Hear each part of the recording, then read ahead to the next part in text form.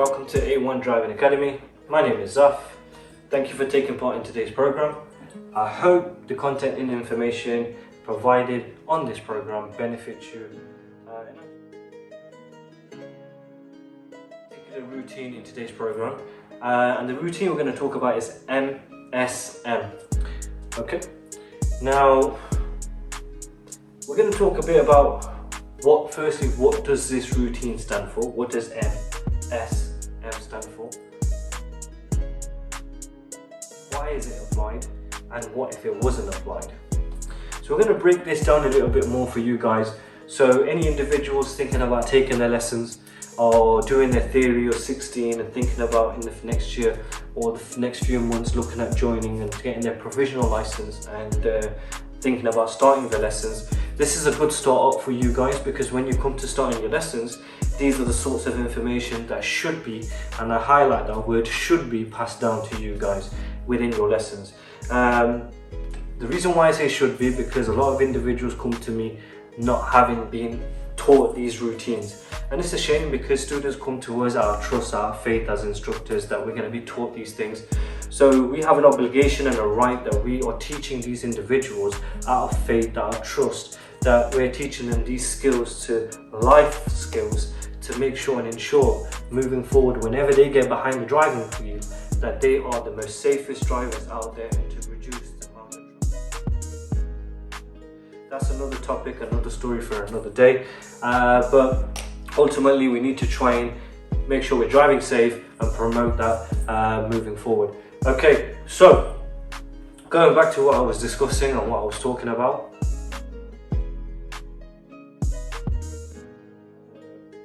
Hear that right? Mirrors. Now in a vehicle you have three mirrors. You have the center mirror, you have the right mirror, and you have the left mirror.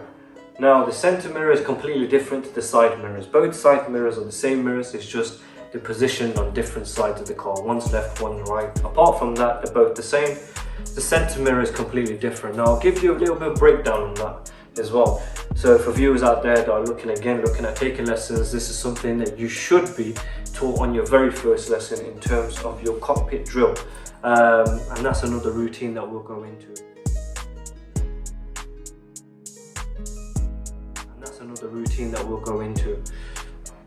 Okay, so your mirrors, three mirrors. You've got your center mirror, right mirror, and left mirror. Now your center mirror is referred to as a flat mirror. Now the reason why a center mirror is referred to as a flat mirror is because it gives you a true image and a true reflection of what is behind you and how far exactly it is. Now that's why the center mirror is the most important mirror. However, with the side mirrors, they're convex mirrors. Now convex mirrors are actually curved, they make things look further than they actually really are. Now next time you're in the car, you don't have to be in the driver's seat for this. If you're in the passenger seat, just move the side mirror, the center mirror, the rear view mirror ever so slightly, where you can see the back, as well as that. Look in the left and do it. If you can see something in the back, like a car parked or a skip or a bin or an individual, do a comparison. You'll notice it'll seem as if the individual or the object is a lot closer in the center mirror comparison to the mirror on the left. It'll seem further. And again, that's because the side mirror is a convex mirror and the center mirror is a flat mirror. Now the reason why the side mirrors are convex is purely because it gives you a wider image of what's going on along the side and behind, if that makes sense. So that's your mirrors then, okay? Another thing to point out when adjusting mirrors in cars, every car is different, so it's always important to look at the manufacturer's guide and have a look in terms of how to adjust those mirrors in depending on which car you're in. To show what you're intending to do. So the indicators we're talking about is the yellow amber lights and the arrows, green arrows flashing on the dashboard, okay?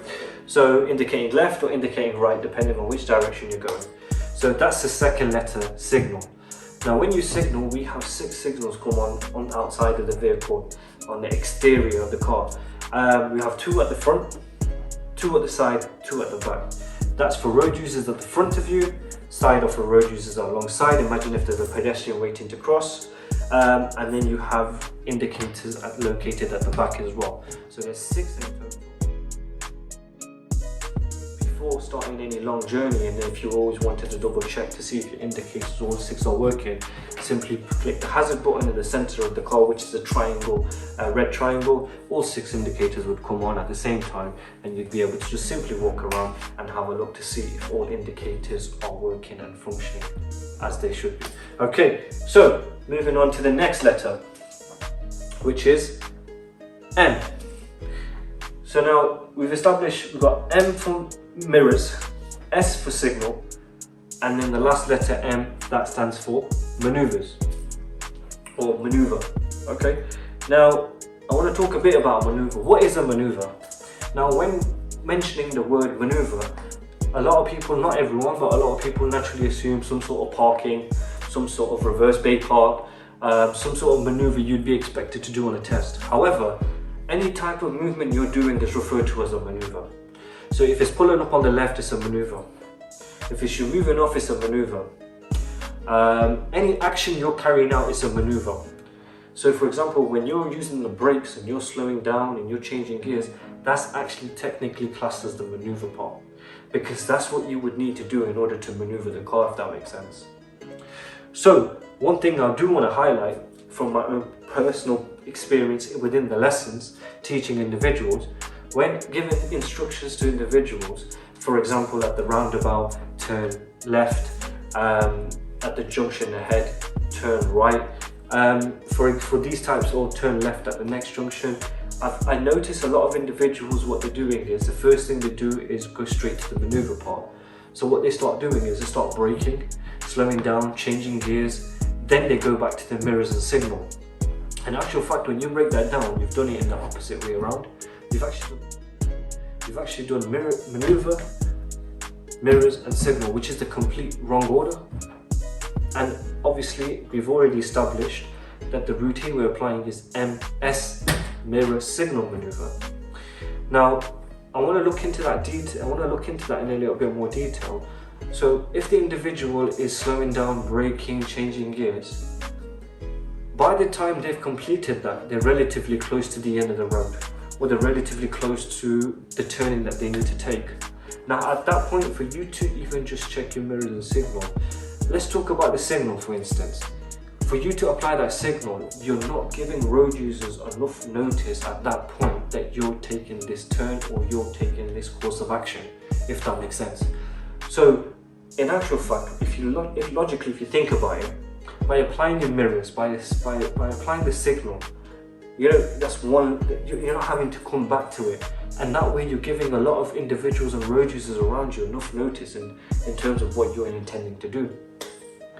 Then you can take your time, slow down, brake, get the speed that you need, get into the gear that you need. Now this brings me on to the next thing, which is breaking the maneuver down into more categories. So we've broken it down, so we've got M.S.M, mirror signal maneuver. Now what we're going to do is we're going to break that M.S.M down into more detail. So how we're going to break it down is we're going to add a couple of more letters onto that routine. Now the couple of more letters that we're going to add onto that routine is P.S.L. So we're going to take the M out. So we've got M.S, we've got M.S.M. What we're going to do is we're going to take that third M out, we're going to take that third letter out and just keep the M and the S, mirror and signal. What we're going to do now is we're going to apply, straight after the S, we're going to apply a P letter, P, L, S. So if we put those together, guys, what you'll find is M, S, P, S, L. So I'll repeat that, guys. S, L. And what that stands for, so we've already established that the first two letters are mirror and signal because they've not changed. So we know that doesn't change, and that's always at the beginning at the routine. It's never halfway or at the end, it's always at the start. So that's mirror signal. Now the next letter is actually P, position. So what we're doing is mirror, signal, position, speed, look. Okay, so I'll repeat that again for you guys. Mirror, signal, position, speed, look.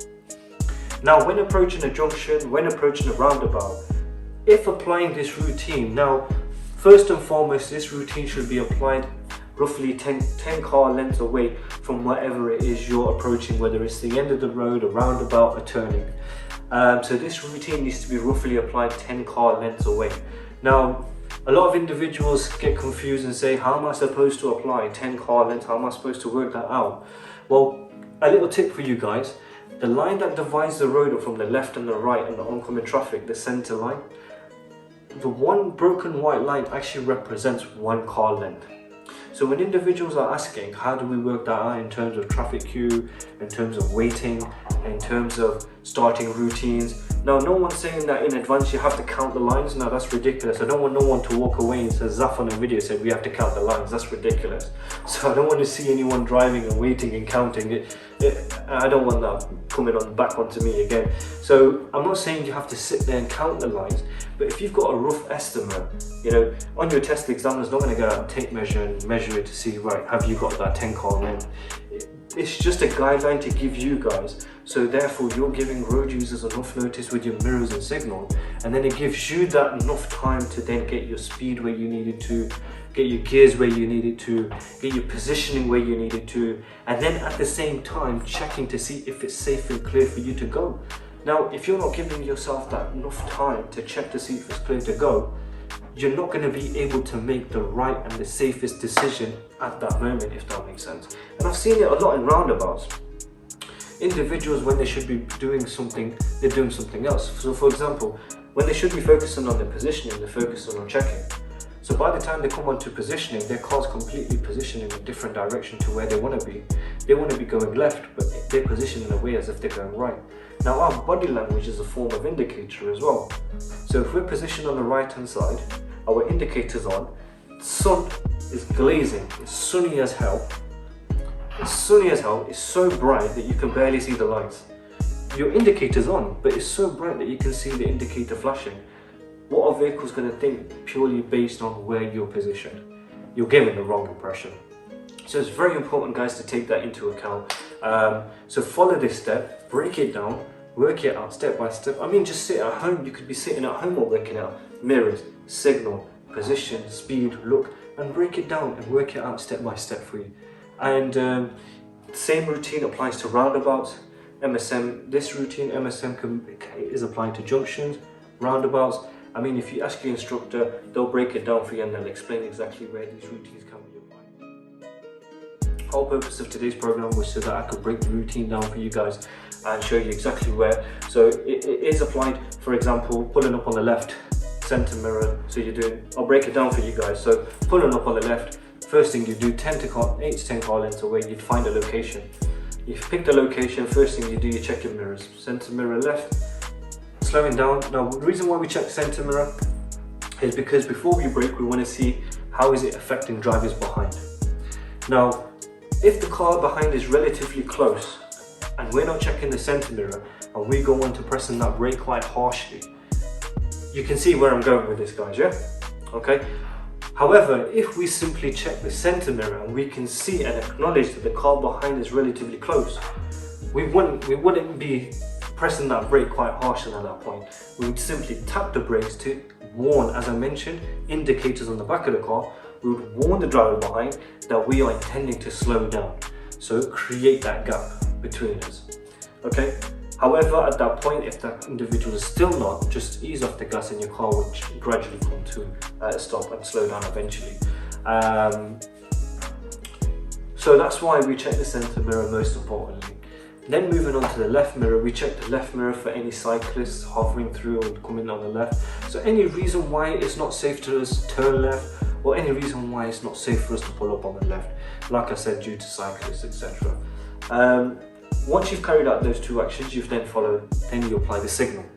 Now, signal again is very important that you need to apply on. It informs road users around us. I always say, if ever in doubt or ever unsure, just apply it as a safety measure. One thing to take into account when indicating, I'll give you an example. You've been given instructions further ahead at the roundabout, turn left. Now it's your responsibility to make sure from that point you've been given your instructions to the end of the road It's your responsibility, guys, to check to see, is there a junction on the left hand side? Is there some sort of entrance on the left hand side? If there is, okay, I'm going to wait till I get past that entrance or junction, whatever it is. I'm passing it. As I'm passing it, there's two options. You either start your routine as you're passing it, or you start your routine once you've passed it. Now, from that junction or entrance to the end of the road, if there's not much of a distance and there's a short distance between the two, then it's probably advisable. I'd probably advise you guys to start the routine as you're passing it halfway through, but just make sure you're getting the timing right, because we don't want to be giving off the wrong impression. Talk a bit about the risk element and the risk factor about indicating too early. So for example, we're approaching the end of the road, you've been asked to turn left, however there's a junction on the left hand side before the end of the road. Now there's a car waiting to pull out that junction, wanting to turn right, okay, going in the direction you've just come from, or you're coming from, if that makes sense. So you're now heading towards the end of the road, there's a car further ahead waiting to pull out from a junction, a T-junction, wanting to turn right, going in the direction you're coming from. You've applied your left indicator on before that junction. Now that vehicle, taking into account seeing that indicator, will naturally assume that you are turning left and won't hesitate and pull out, okay? And in actual fact, we're not going left, we're going straight. So you can see where this is going, okay? So it's very, very important to get the timing right for when you indicate. Another thing to remember with the indicators, just to point out for you guys, is, for example, you're on a dual carriageway, you're coming off at the next junction, you've left the left indicator on, further ahead you're coming to a roundabout, you're asked to go straight ahead of the roundabout, however, your left indicator is still on. You're intended to go straight, you've forgot about that left indicator, you've not acknowledged that it's still on, however you've approached the end of the road, you've approached the roundabout with that left indicator on, implying that you're going left. In actual fact, you're going straight. So these are the things that you need to try and take into account and bear in mind when it comes to these little things on indicating. A lot of individuals, good drivers, experienced drivers, individuals will put a lot of time, a lot of effort, a lot of money into their lessons, go for their driving test and fall short on these little things. To be honest with you, naturally it can easily be done. I mean, we tend to focus on such big obstacles, huge challenges, that we sometimes neglect the little things. And when we fall short due to these little things, we walk away kicking ourselves, thinking, you know what, that was something that could have easily done.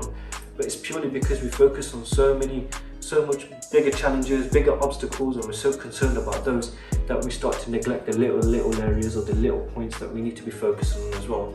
So one thing to bear in mind, and one thing to remember, very important guys, as well as trying to improve in the areas of weaknesses that you have, it's very, very important to make sure you're maintaining areas that you're good in, things that you're doing well in, because you don't want to take